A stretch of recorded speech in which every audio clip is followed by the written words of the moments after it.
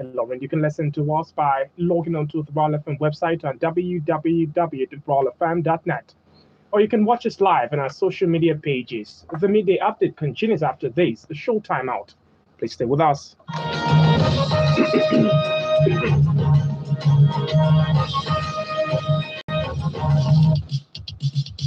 I'm tired of this country.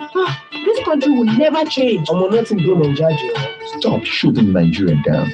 Ask yourself, what have I done for Nigeria? And how can I be an agent of change? Talk positive about Nigeria and be a part of the change process. There to believe, spread the word. Nigeria will survive. Africa will survive. My people will survive. Nigeria will survive. This message is reaching you from Royal FM 95.1 Ilorin.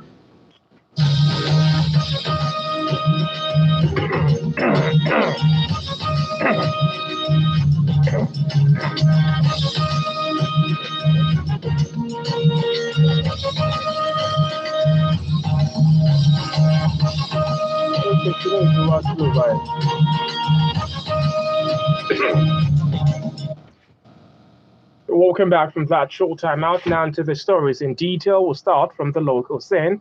The Federal Executive Council of FAC has approved the introduction of 14 days paternity leave for public servants in the new Public Service Roles, the PSR. Head of Service of the Federation, Folashade Yemi Brief State House correspondent, after the FAC meeting presided over by the Vice President Yemi Oshibajo at the Presidential Villa in Abuja. Yemi said that the annual leave will henceforth be calculated based on working days instead of calendar days. She said that the annual performance evaluation review and promotions had been replaced with the new performance management system.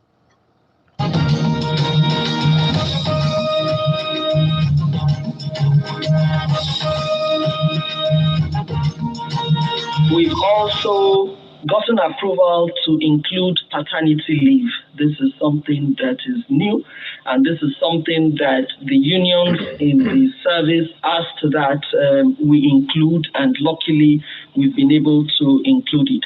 We've also been able to ensure that leave now is calculated based on working days, not on calendar days.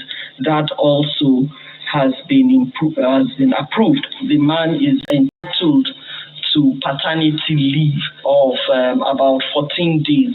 So that is what has been approved for men, so that the men and their babies also can bond well together. It's important because we want the young children and the youth really to bond properly with their fathers, just as they bond well with their mothers. So this is a time that has been approved now for men to bond at the early stages, especially at the early stages of the child's life. That is when it's very important for this bonding to take place.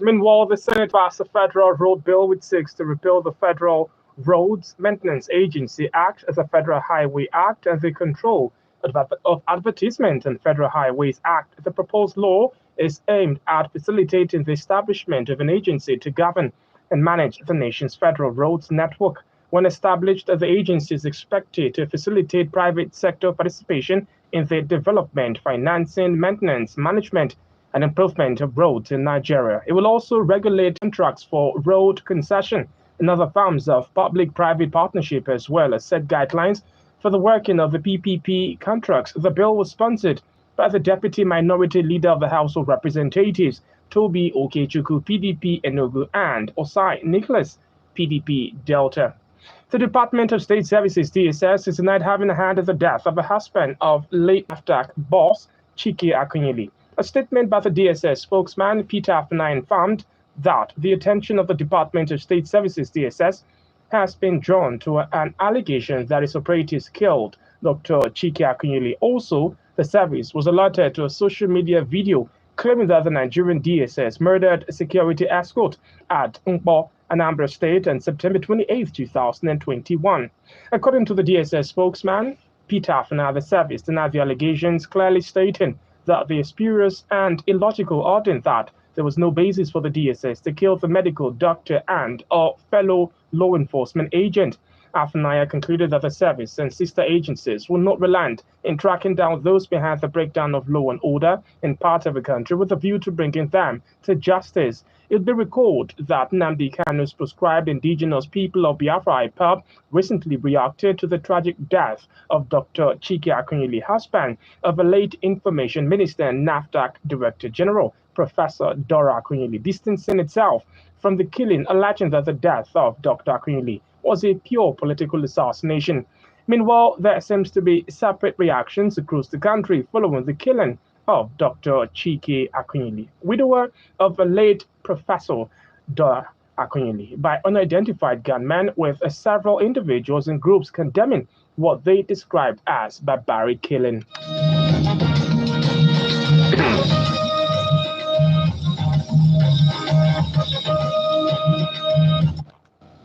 Meanwhile, the Executive Secretary of the National Human Rights Commission, Tony Ojoko, has urged the federal government to protect schools from attacks. He made the call in Abuja at a pre-event for the forthcoming 4th International Conference and Safe Schools Declaration. He said attacks on schools, especially killing and abductions of students, will affect education negatively.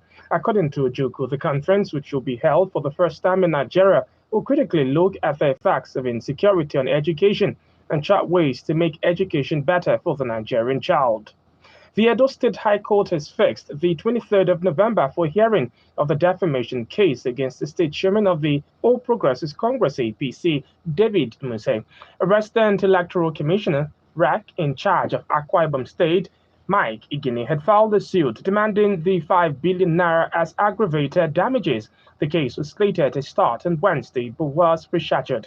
Prior to the September 19, 2020 Edo State governorship election, the APC chairman and some other persons had addressed a press conference titled Press Conference on Governor Godwin Obaseki's criminal attempts to infiltrate INEC offices, like Mike Igini in Auchi in Esako local government area.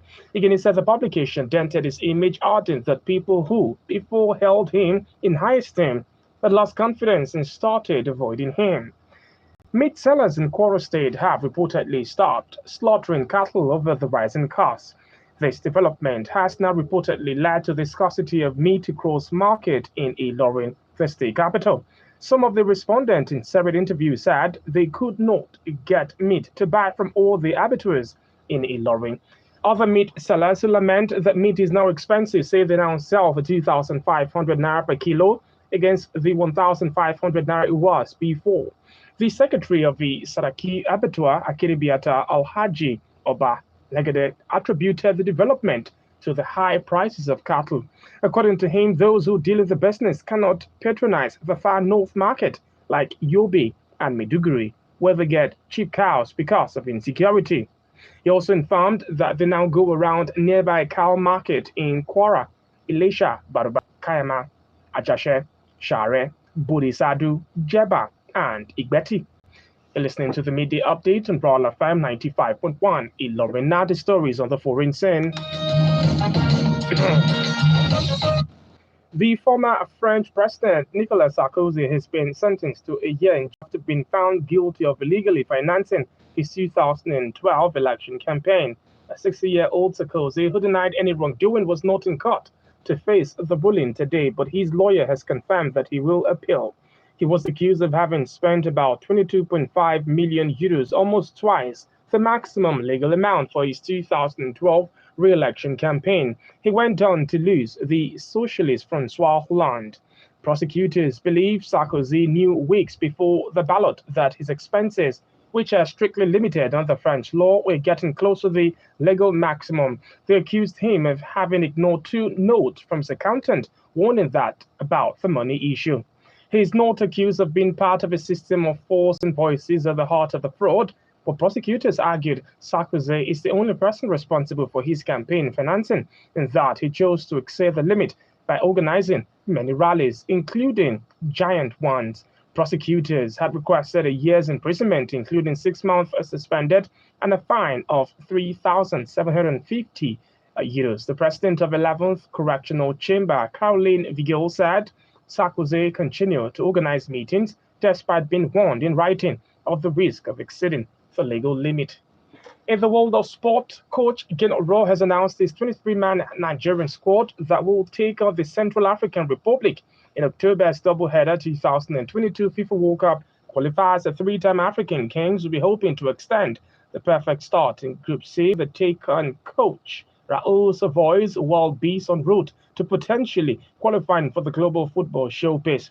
To tackle these games, the German tactician has named a strong squad with Napoli star Victor Osimhen, Gangs, Paulo Nuachu, and Rangers' Joe Aribo making the court.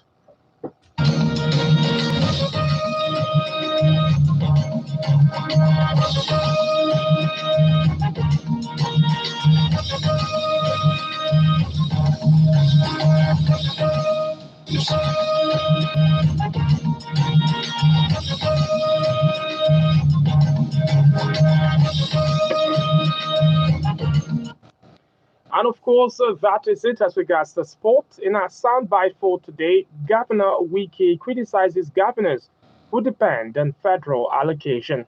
Listen.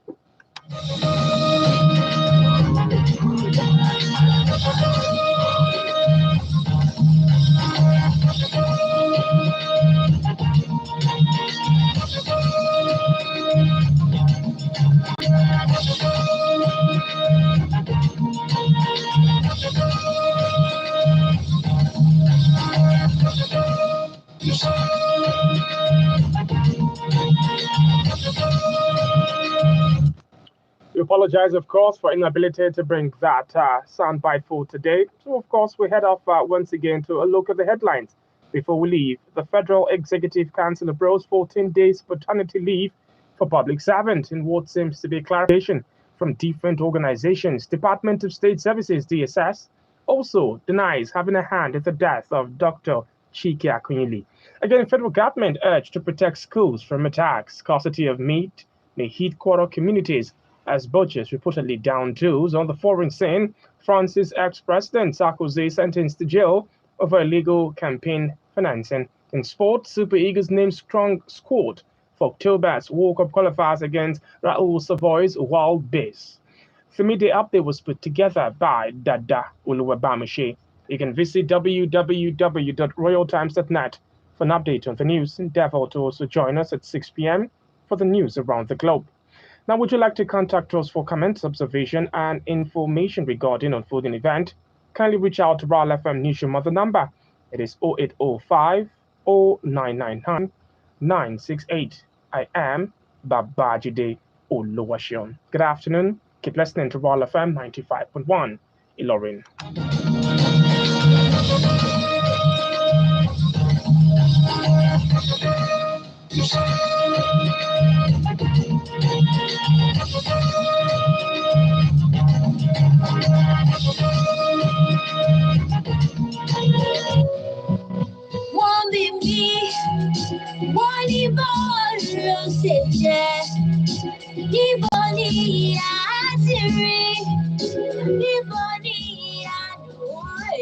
Smile now, smile.